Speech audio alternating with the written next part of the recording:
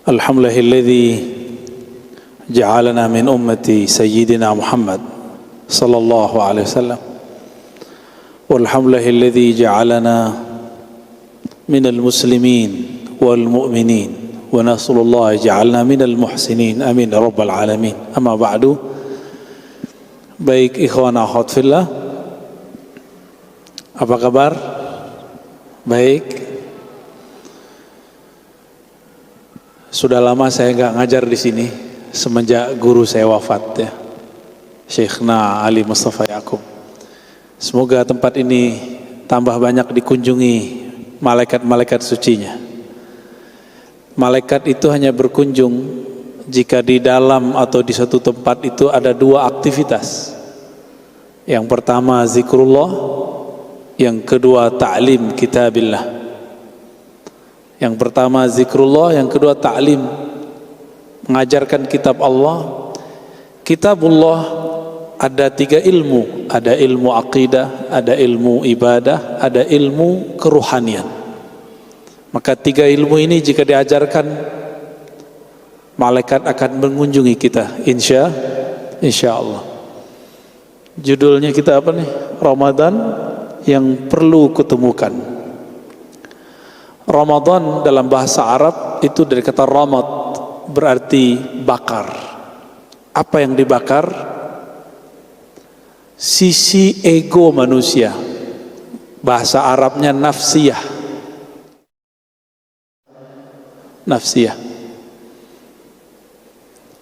Dalam riwayat Israiliyat, riwayat ini tidak sahih secara ilmu hadis, karena saya peneliti hadis juga, tapi riwayat ini dibolehkan oleh para ulama untuk diceritakan berdasarkan hadis Nabi, hadithu an Bani Israel, ceritakanlah tentang riwayat Israiliyat. Salah satunya tentang dialog Allah dengan nafs, dengan jiwa. Jadi Allah pernah berdialog dengan jiwa, dan ini sudah pernah saya sampaikan di beberapa kajian di luar sana. Tentu tidak akan mengurangi keberkahan jika kita ceritakan di sini. Jadi Allah memanggil akal, ya akal, akbil, wahai akal, menghadaplah. Akal itu menghadap langsung tanpa alasan. Lalu Allah memanggil nafs, jiwa, wahai jiwa, wahai ego, akbil, menghadaplah engkau. Apakah jiwa mau menghadap? Tidak. Si jiwa mengatakan, man anta? Kamu siapa? Allah ditantang sama dia. Lalu Allah berfirman lagi, ya nafs aqbil, wahai jiwa, menghadaplah. Tapi jiwa tidak lagi menghadap. Dan yang ketiga kali Allah membuat jiwa itu lapar, dibuat dia lapar. Jadi sebelum alam ini dicipta, sudah ada namanya jiwa, sudah ada ruh, sudah ada akal, sudah ada kolbu, dan itu berbeda semua. Seperti di tubuh ini ada jantung, ada otak, ada paru-paru. Semua ini organ vital zahir, organ vital batin, akal, jiwa, kolbu, ruh. Coba diingat, akal masuk ke mana? Ya, akal, jiwa, terus apa lagi? Kolbu, ruh. Nah, ini 4 vital manusia. Namun 2 pertama zahir, 2 yang kedua itu masalah ruhani. Allah kemudian membuat si ego atau si jiwa itu lapar. Setelah dia lapar, Allah panggil lagi, ya nafs aqbil, wahai jiwa, menghadaplah. Fa'aqbala, lalu baru dia menghadap. Ruh kita adalah hembusan dari ruhullah, bukan zatullah ya. Ruh kita bukan hembusan zat, tapi hembusan ruhullah. Ruh ini sebelum dimasukkan ke tubuh ini, Allah kemudian celupkan dulu ke dalam suatu tempat jurang atau lembah atau danau, apapun istilahnya, yang berisikan syahwat. Di ruh dicelupkan, ketika ditarik baru dia kemudian dimasukkan ke tubuh ini. Itu sebabnya mau ustadz mau bukan ustadz, mau muslim tidak muslim, mau beriman tidak beriman, mempunyai keinginan-keinginan yang rendah. Maka jangan pernah mengkultuskan ustadz, ya. Jangan pernah menganggap dia kan ustadz, masa begitu? Justru karena dia ustadz, dia bukan nabi. Hanya nabi yang dibersihkan Allah Subhanahu wa ta'ala. Jadi ke depan kalau dengar kabar tentang ustadz tidak benar, ustadz keliru, itu dimaklumi. Jangan kemudian ditolak. Memang begitulah ustadz, karena ustadz bukan nabi, ya.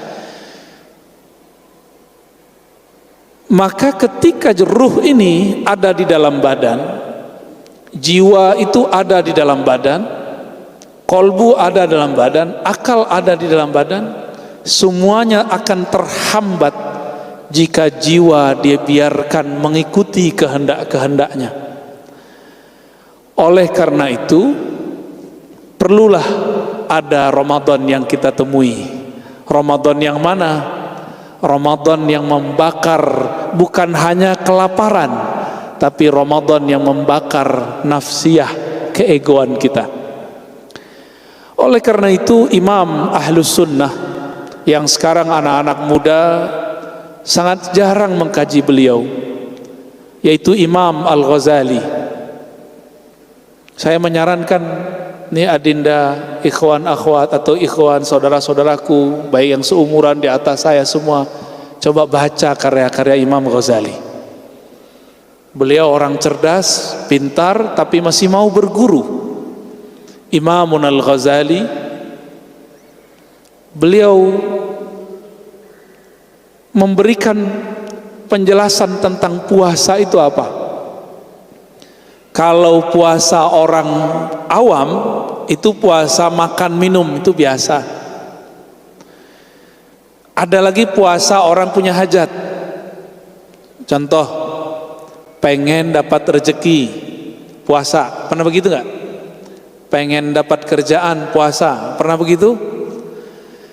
Ingin beli mobil, beli rumah, puasa dulu, wiridan. Ini puasanya bukan karena Allah, tapi karena menginginkan sesuatu. Nah, puasa yang disebutkan oleh Imam Ghazali itu ada puasa fisik, ada puasa jiwa, yang ketiga baru puasa ruhani.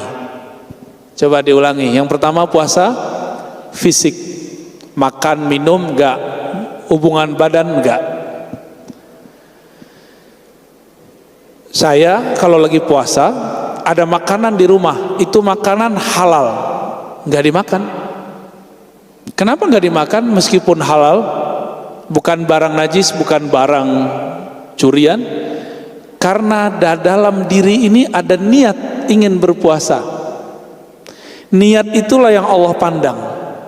Jadi Allah itu nggak pernah mandang fisik seseorang, yang dipandang cuma kolbunya. Nah, orang yang berpuasa itu merasa dipandang, dilirik oleh Allah Subhanahu wa taala, sehingga meskipun tidak ada siapapun di rumah, tidak akan ada yang berani makan dan minum sendiri. Benar nggak? Ya, benar ya. Itu hebatnya niat. Itu hebatnya niat. Maka niat itu langsung berhubungan dengan Allah. Kenapa? Imam Abu Ishaq Asy-Syairazi punya kitab Al-Muhazzab mengatakan, niat itu fil qalb. Niat itu di kolbu. Kolbu itu dekatnya dengan Allah seperti dekatnya tangan saya. Dekat nggak dengan ini? Dekat nggak? Begini Allah menggenggam kolbu. Dekat nggak? Ini anggap kolbu, Allah genggam. Mau dilempar, mau dibolak-balik. Sedekat itulah kolbu dengan Allah yang membolak-balik kolbu. Jika seseorang berbicara di dalam kolbunya, dia sebenarnya sedang didengarkan Allah Subhanahu wa ta'ala. Maka hati-hati, jangan sering-sering main hati, Ya, nanti kalau didengar Allah gawat, ya, bisa tanggung jawab ngantar. Ya. Baik. Ini baru puasa orang awam, puasa zahir.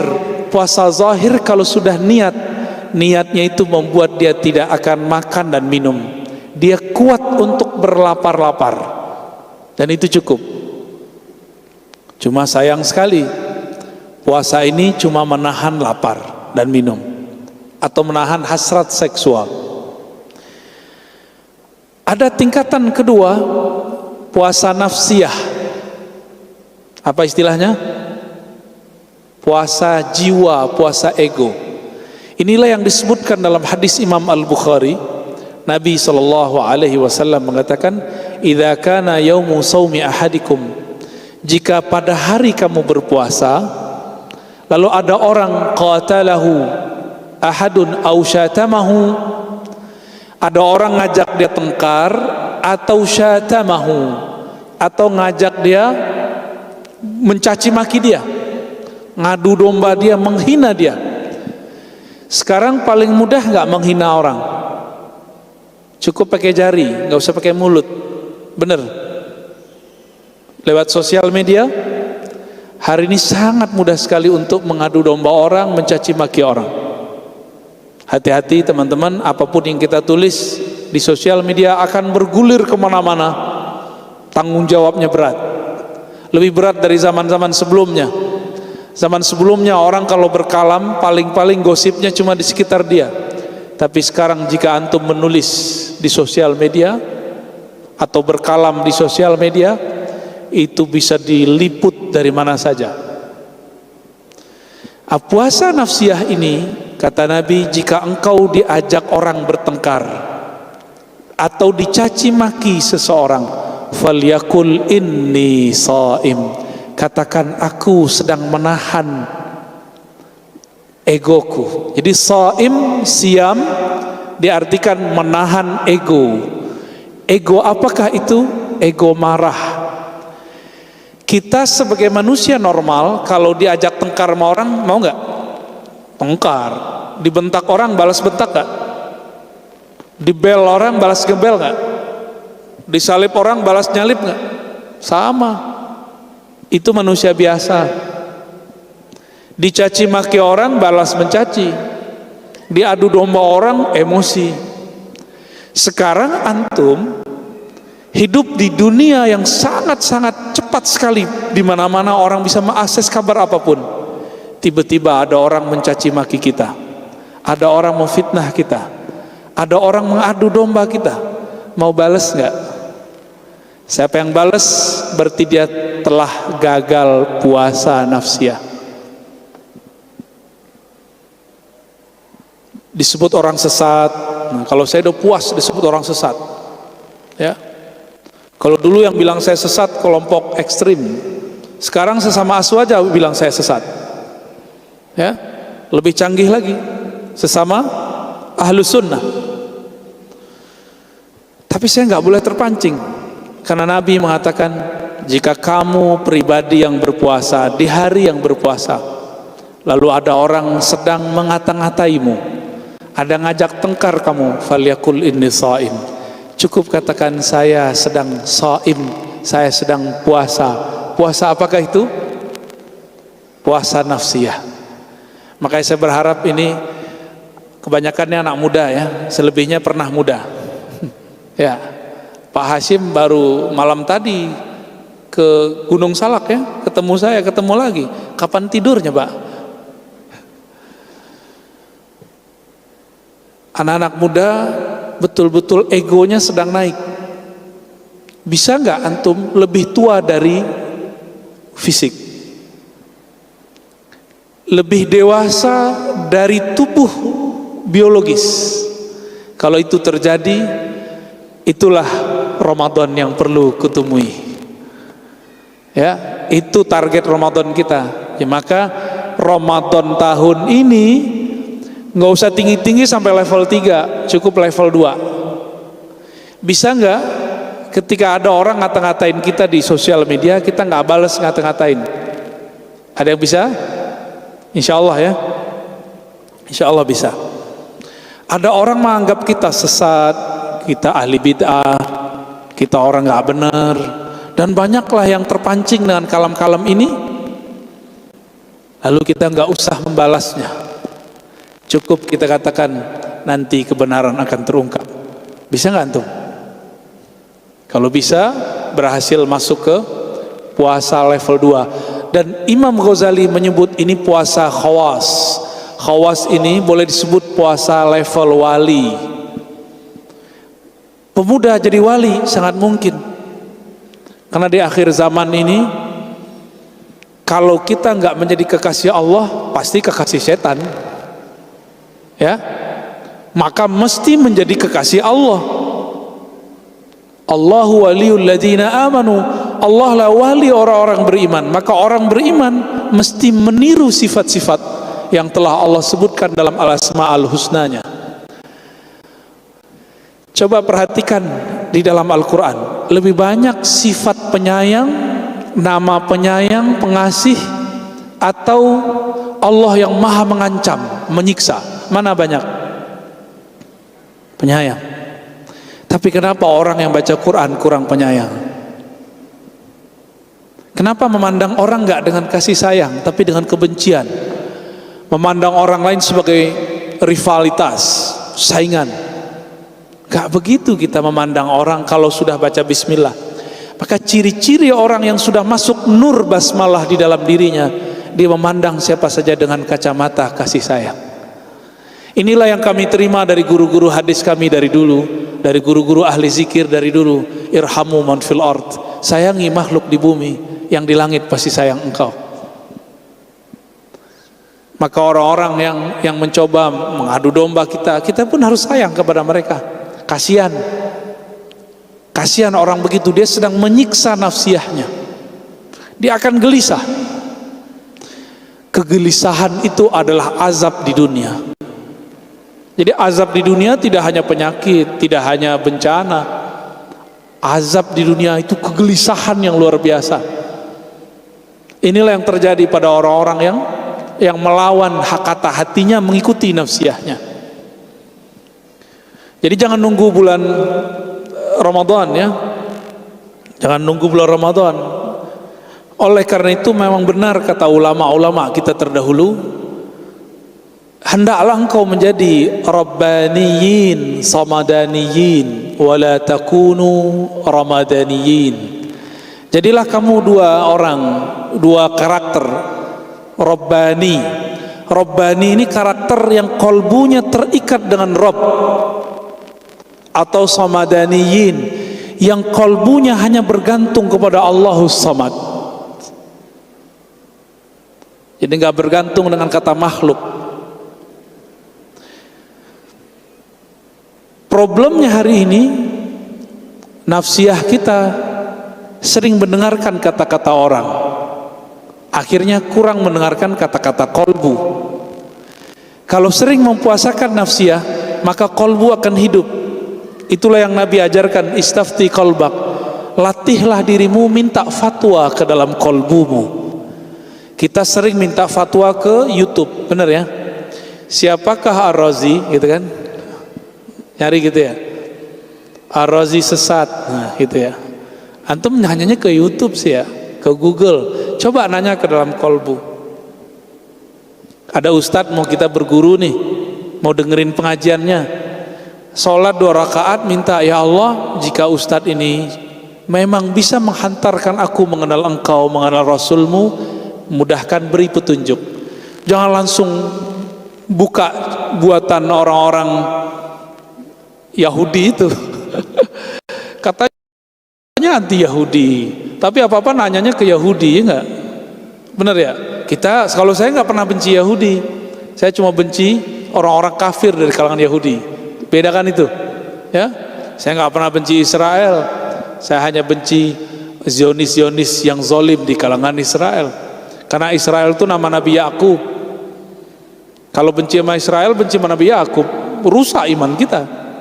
Kita benci kepada kelompok-kelompok zolim. Musuh kita adalah orang-orang zolim. Musuh kita bukan ras, bukan bangsa, bukan satu negara.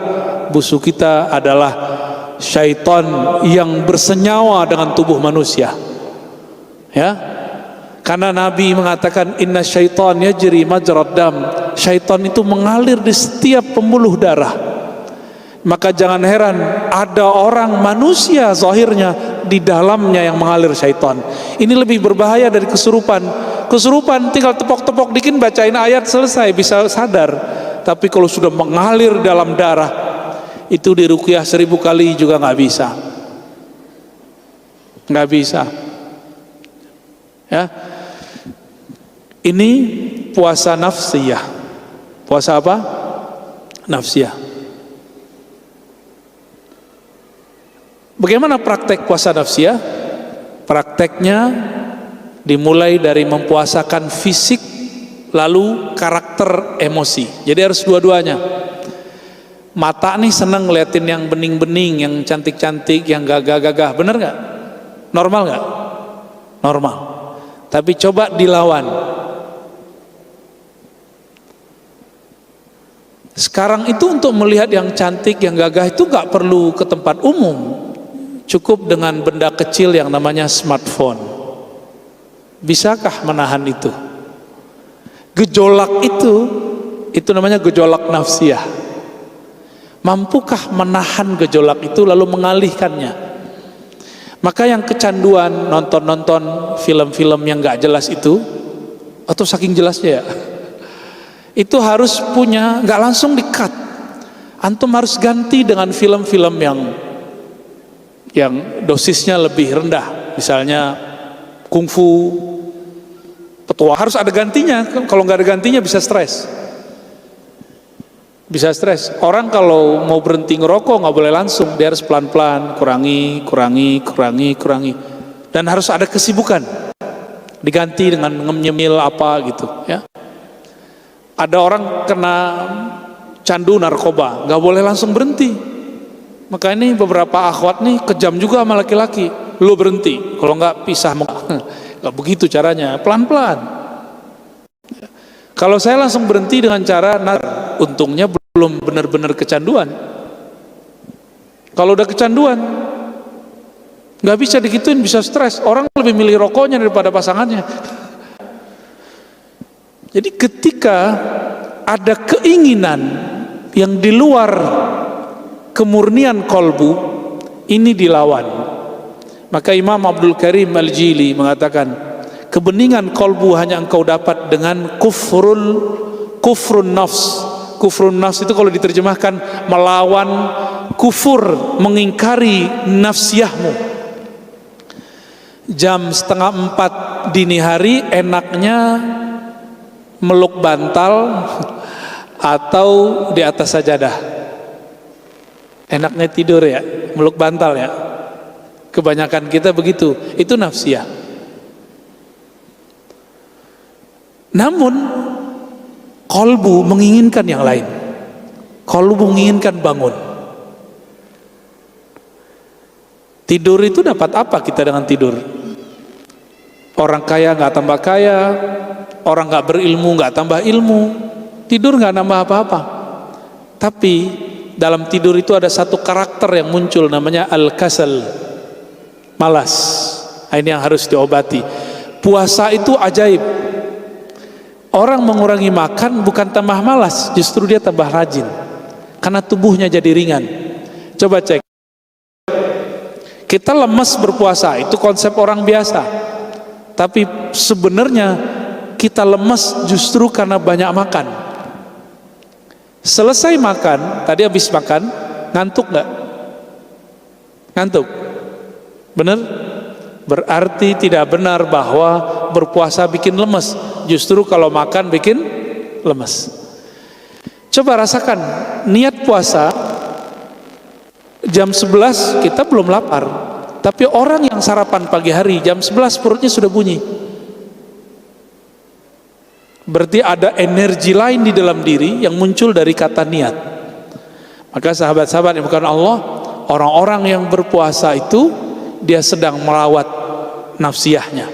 Inilah ajaran Imam Ghazali, inilah warisan para ulama-ulama terdahulu dari zaman sahabat Rasulullah sallallahu alaihi wasallam.